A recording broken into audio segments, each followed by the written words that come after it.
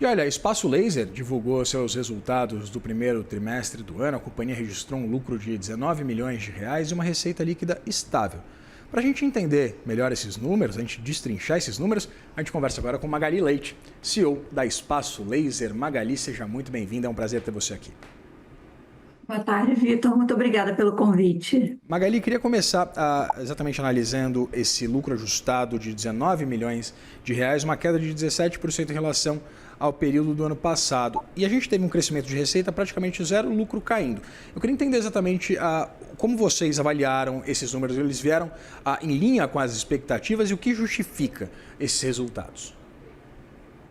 A gente conseguiu mostrar mais uma vez essa disciplina que a gente vem empenhando na execução das nossas prioridades estratégicas, né? A gente tem muito foco em preservar a rentabilidade, temos uma margem bruta na casa de 41%, EBITDA de 26%, que é muito forte para varejo.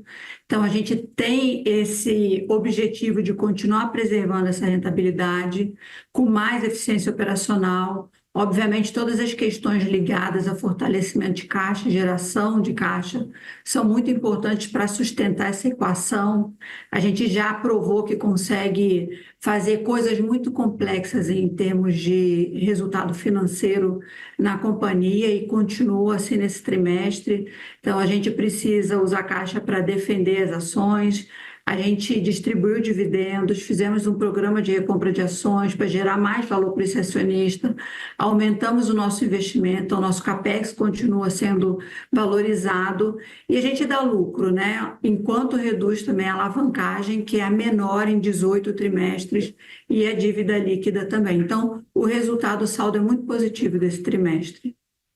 Sobre essa alavancagem, na esteira ainda também, Magali, das despesas operacionais crescendo 5%, a receita praticamente estável, né? Um incremento de 0,2%. Queria entender exatamente como adequar essa equação.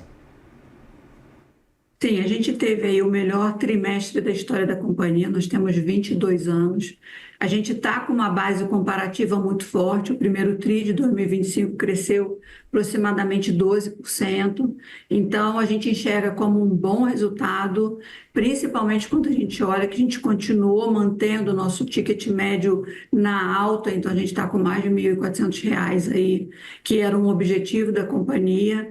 Nosso ticket médio de revenda também cresceu 5%, reforçando aí esse objetivo de captura de maior valor agregado por cliente, melhor monetização da nossa base, né?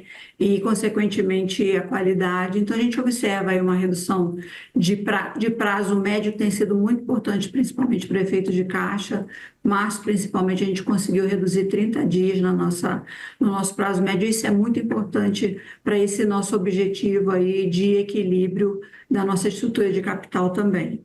Magali, eu queria entender, se a gente jogar um pouquinho essa discussão para o futuro, eu queria entender se há sazonalidade, exatamente por causa principalmente do verão nos negócios de vocês, e entender esse índice de cancelamento de pouco mais de 10%, né? Um pouquinho acima dos 9,7% do primeiro TRI do ano passado. Eu queria entender exatamente esses aspectos sazonais, mas também entender o porquê desse incremento da taxa de cancelamento. Tipicamente, nosso mercado, esse produto tem taxas entre 10% e 11% de cancelamento. A gente tem uma série de iniciativas aqui para combater esse cenário macro que está mais desafiador. A gente percebe que o varejo sofreu um pouco mais no primeiro trimestre, então a gente conseguiu equilibrar isso de uma maneira saudável. A gente entende que esse cancelamento ele está estável considerando esse cenário, né? Na sequência, nos últimos trimestres, inclusive, ele até caiu. E sobre a sazonalidade, queria entender exatamente as perspectivas de números para os próximos trimestres, né? Eu queria entender exatamente essa premência ou não do verão como um fator decisivo, principalmente para a contratação dos serviços da empresa. Ô, Vitor, você está certíssimo. No verão, o pessoal realmente começa a se preparar ali no último trimestre.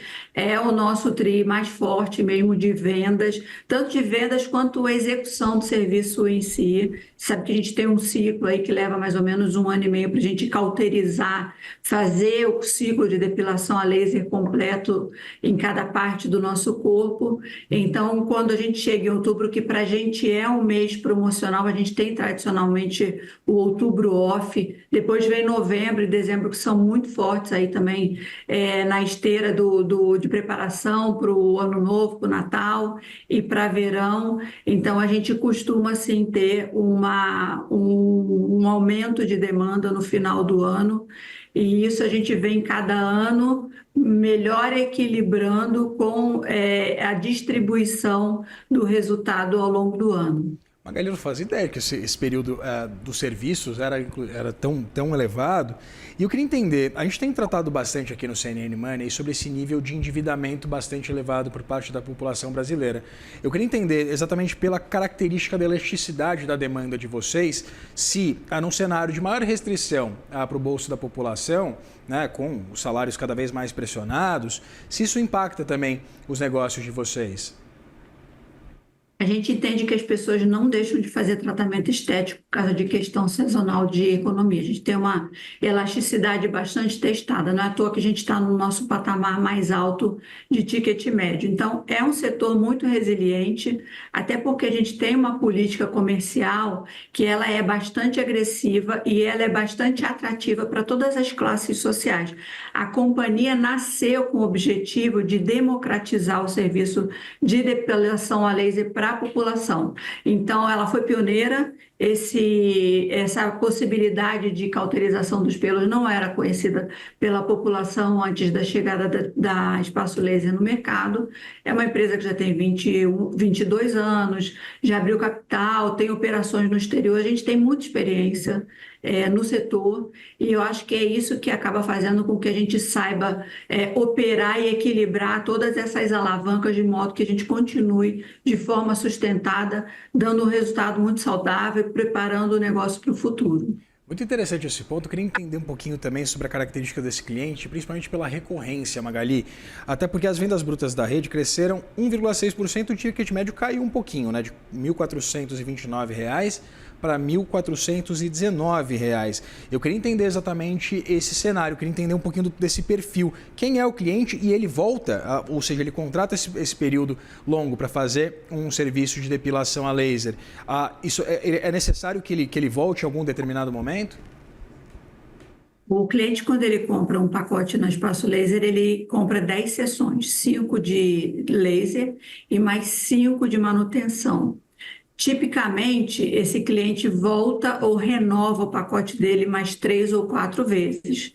E a gente tem uma população majoritariamente feminina entre os nossos clientes, aproximadamente 85% dos nossos clientes são do sexo feminino e 15% do sexo masculino, mas a gente vem percebendo aos poucos uma melhora, uma mudança nessa dinâmica, onde o público masculino vem crescendo aos poucos ao longo dos últimos trimestres, né?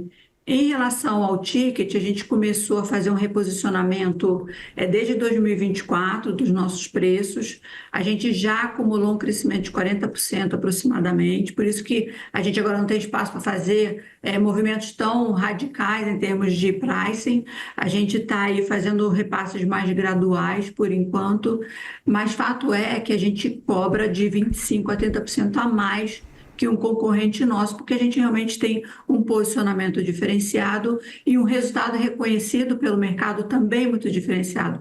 Nosso NPS esse trimestre chegou a 89%.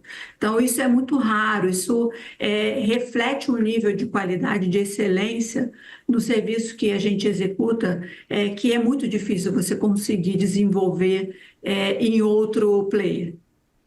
Certo, talvez eu precise dar uma passada lá na Espaço Laser, Magali, para resolver essa minha barba aqui, que é alvo, inclusive, de muitos comentários aqui da nossa audiência no YouTube, viu? Fica aqui entre nós. Muito obrigado pela entrevista, pela disponibilidade de conversar com a gente. Magali Leite, CEO da Espaço Laser. Obrigada, foi um prazer falar com você. Está convidado para visitar Espaço Laser e fazer uma experiência com a gente. Fechado. Combinado. Até mais. Abração.